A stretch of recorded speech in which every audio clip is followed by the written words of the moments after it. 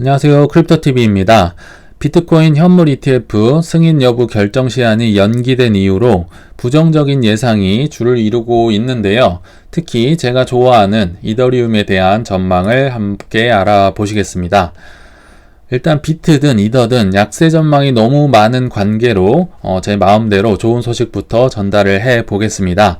9월 1일자 기사였는데요. 로빈후드가 5번째로 많은 이더리움 물량을 보유하고 있다.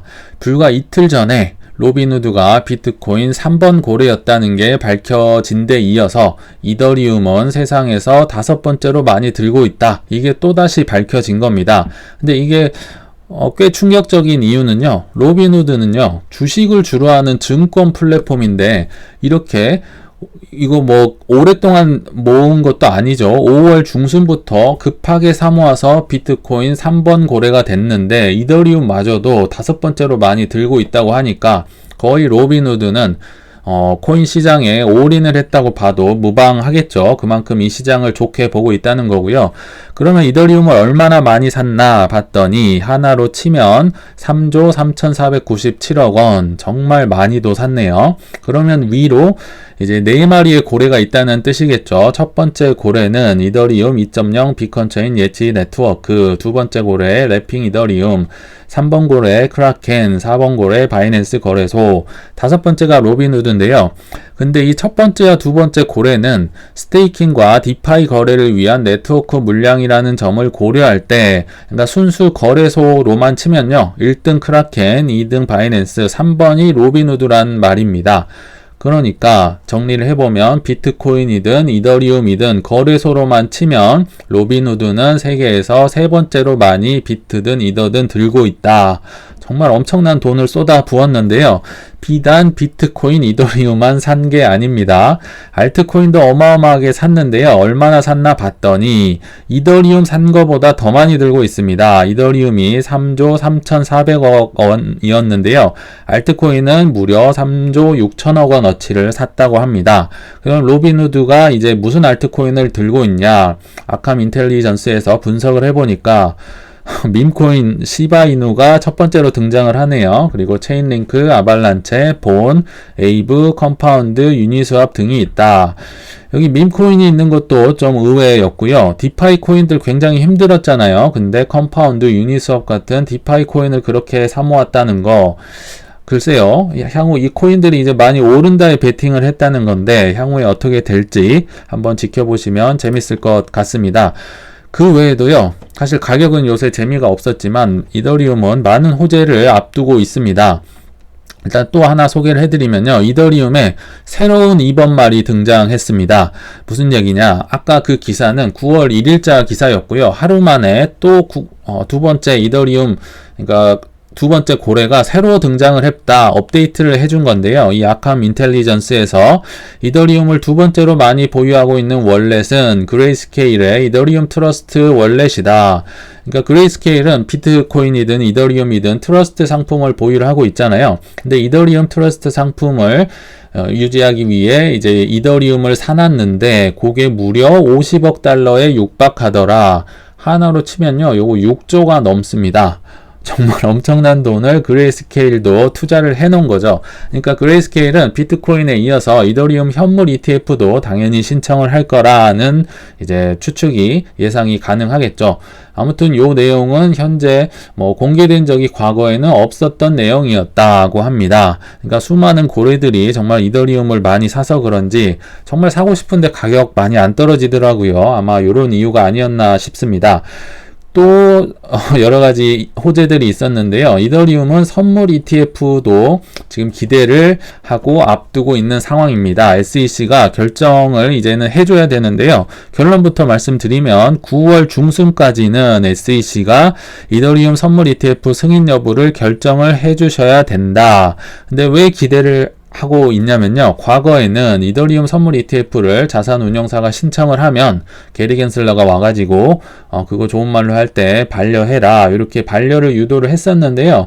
최근에는 SEC가 신청서를 제출해도 좋다는 신호가 나왔었죠. 비트코인 현물 ETF도 과거에는 그냥 연기 반려했는데 갑자기 언젠가부터 보완해서 제출 다시 하세요. 요렇게 얘기를 했었잖아요. 근데 선물 ETF에도 그런 얘기가 나왔었나 봅니다. 그러니까 이거 이제 해주는 건가 이런 기대감이 팽창을 하고 있는 것 같습니다. 근데 개인적으로는 글쎄요, 지금 SEC가 이런 걸 승인을 할 시기가 아닌 것 같다는 생각이 듭니다. 왜냐, SEC는 선물 ETF 이더리움을 신청을 해도 문제, 안 해도 문제입니다. 신청을 하면 뭐가 문제냐, 지금 비트코인 선물 ETF를 승인을 해줘가지고 그레이스케일의 패소 판결을 받았잖아요. 그러니까 요걸 해도 문제고요. 이더리움 선물 ETF를 안 해도 왜 문제냐면, 그러면 비트코인 선물 ETF는 왜 승인을 해주고 이더리움 선물은 안 해주냐. 그러니까 SEC는 지금 이러지도 저러지도 못하는 상황이에요. 그래서 아마도 뭔가 또 말도 안 되는 핑계를 대면서 계속 연기를 하는, 원래 잘하던 거 있죠, 그거 전략을 쓰지 않을까 생각이 듭니다. 물론 해주면 땡큐인 거죠. 좋긴 하지만 쉽지는 않겠다고 개인적으로 생각을 하고요. 그 외에도 칸쿤 대내부 업그레이드까지 이더리움은 앞두고 있습니다. 사실 이 뉴스가 사실 많이 안 나오고는 있는데, 제가 한 3개월 전쯤에 칸쿤 업그레이드 뭐 이렇게 좋은 게 있다고 하면서 소개를 해드렸었어요. 그 당시 영상에서 딱 한 부분만 캡처를 해서 왔는데요. 일단 요약을 해드리면, 칸쿤 대내부 업그레이드는 이제 이더리움을 싸고 빠르게 확장성을 강화하는 이런 업그레이드기도 하고요. 또 스테이킹 물량을 뭐 개수 제한 없이 이제 여러 개를 예치를 해도 이자를 다 제공을 하는 뭐 그런 여러 가지 업그레이드를 이제 앞두고 있습니다. 근데 뭐 구독자분들은 다른 거 뭐 기능적인 건 뭐 알겠고 언제 그런 거 오르는데 요게 중요하잖아요. 그래서 제가 과거 이제 업그레이드가 있을 때마다 언제부터 올랐는지를 저번 3개월 전 영상에서 소개를 해드렸었는데요. 이제 제가 내린 결론은, 과거 업그레이드가 있을 때마다 한 업그레이드 2달 전부터 좀 오르더라, 이게 제 결론이었습니다. 일단 22년 9월 달에 머지 업그레이드 큰 거 있었죠. 그리고 올해 4월 달에도 상하이 업그레이드, 요거 때문에 이제 이더리움 뭐 스테이킹이 엄청 증가를 했었는데, 요때보단 이제 뭐 중요도는 덜 할 수 있지만 아무튼 비교를 해보면 작년 9월 머지 뭐든 호재 발표하면 뚝 떨어집니다. 이때도 떨어졌고 이때도 뚝 떨어졌는데, 그래서 요거 있기 한 2달 전부터 이게 주봉인데요. 꽤 올랐죠. 특히나 22년은 하락세가 깊었는데, 그때도 이제 이더리움이 그걸 뚫고 올라가 버렸는데, 또 올해 4월에도 상하이 업그레이드를 앞두고 이렇게 꽤 올랐던 것을 알 수가 있습니다. 그래서 칸쿤 업그레이드가 언제일진 모르겠지만 한 2달 내외 전부터는 오를 수 있지 않을까 생각을 했고요. 칸쿤 업그레이드는 참고로 한 10월 정도를 이제 3개월 전쯤에 제가 예상을 했었는데, 뭐든 업그레이드가 항상 미뤄지는 경향이 있죠. 저는 뭐 내년 초쯤, 뭐 올해 말이나 내년 초쯤 예상을 하는데, 아무튼 그 업그레이드 있기 한 2달 전쯤 오를 수 있지 않을까 개인적으로는 또 추측을 해봤습니다.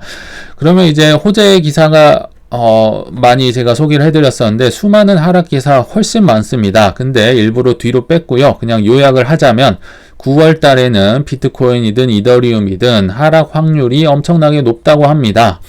일단 뭐 9월 달에만 뭐 10% 추가 조정 가능성이 있다. 특히나 이제 벤자민 코인이라는 뭐 차티스트 같은데요. 이분이 좀 자주 맞췄나 봐요. 그래서 이분 뭐 견해가 자주 나오던데, 비트코인 9월에 10% 이상 떨어질 수도 있다고 여기저기서 나와서 이제 얘기를 하고 있고요. 또 다른 애널리스트는 이제 9월 달, 그러니까 비트코인이 나온 지가 지금 13년, 14년 차인데요.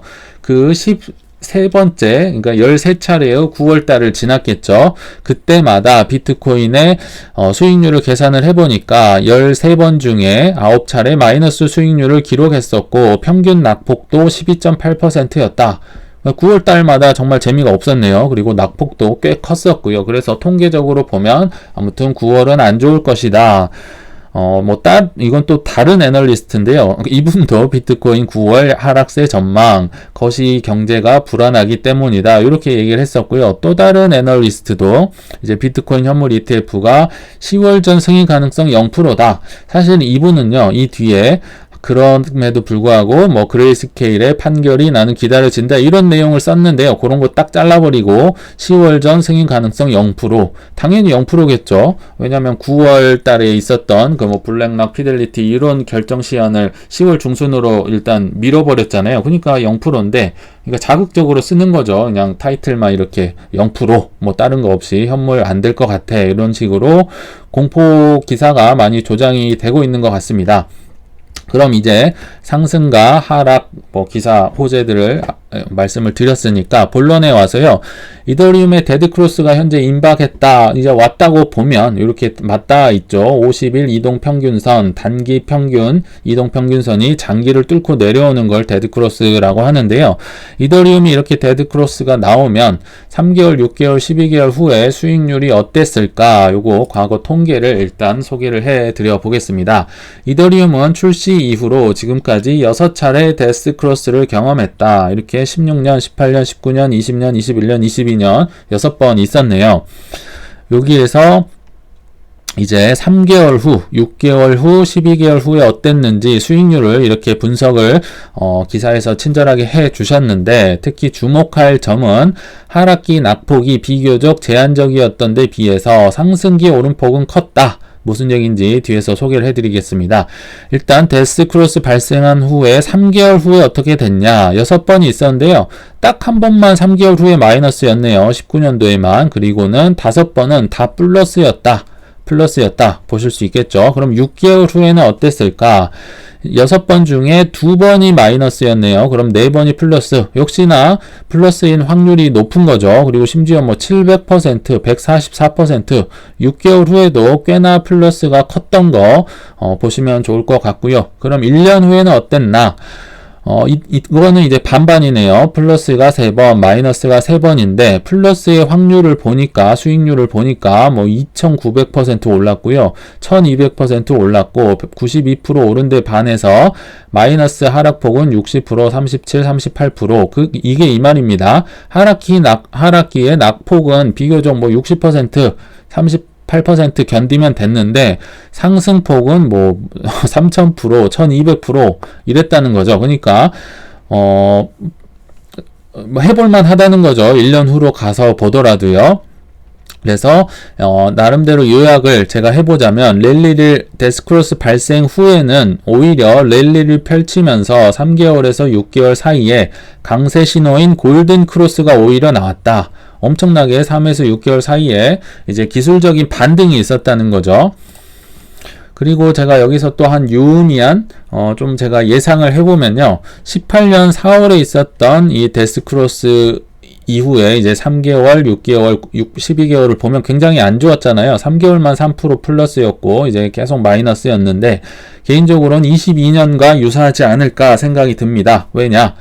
불장이 있었던 그 다음 해거든요. 17년 다음 18년이었고요. 22년 우리 다 겪어봤지만 굉장히 힘들었죠. 근데 18년은 사실 더 힘들었습니다. 정말 호재라고는 1도 없는 시기였는데 이렇게 많이 떨어졌었기 때문에 22년과 유사하다고 생각이 들고요. 그럼 이제 미래가 중요하겠죠. 20년도를 보면 저는 3개월 후에 50% 플러스, 6개월 후에 144%, 1년 후에 1200%나 올랐는데요. 이더리움이 지금 올랐다는 겁니다. 이거는 제가 볼 땐 24년과 매우 유사하지 않을까 생각이 듭니다. 다 4년 차이죠. 18년, 22년, 20년, 24년. 왜냐? 4년 주기로 역사가 반복되고 있기 때문이고요. 21년 불장 전에 그렇게 많이 올라왔었고요. 25년을 예상을 하고 있죠. 그래서 24년에 요런 이제 상승세가 있지 않을까. 또 미국 대선도 24년에 앞두고 있고요. 현물 ETF도 앞두고 있고 리플의 중간 항소 결과도 나오는 등등 24년이 여러모로 저도 기대를 하고 있습니다. 그래서 이제 결론에 왔는데요. 앞선 내용과 비슷합니다. 데스크로스 뒤에는 대부분, 다는 아니었지만 대부분 기술적 반등이 따라오더라. 이게 이제 제 개인적인 결론입니다. 이더리움의 데스크로스 기사를 보면서 저는 작년 12월에 비트코인의 주봉 기준 데스크로스가 임박했다는 이런 기사가 떠올랐습니다. 아시다시피 데스크로스 후에 2, 3주간 하락 추세에 있다가 이제 그 후로 꽤나 올랐던 걸 알 수 있는데요. 이름 있는 차티스트와 전문가들이 대부분 하락을 예상 예상하고 실제로 희망이 별로 보이지 않을 때 오히려 야금야금 사모으기 좋은 시기가 아닐까 생각이 됩니다. 네, 시청 감사합니다.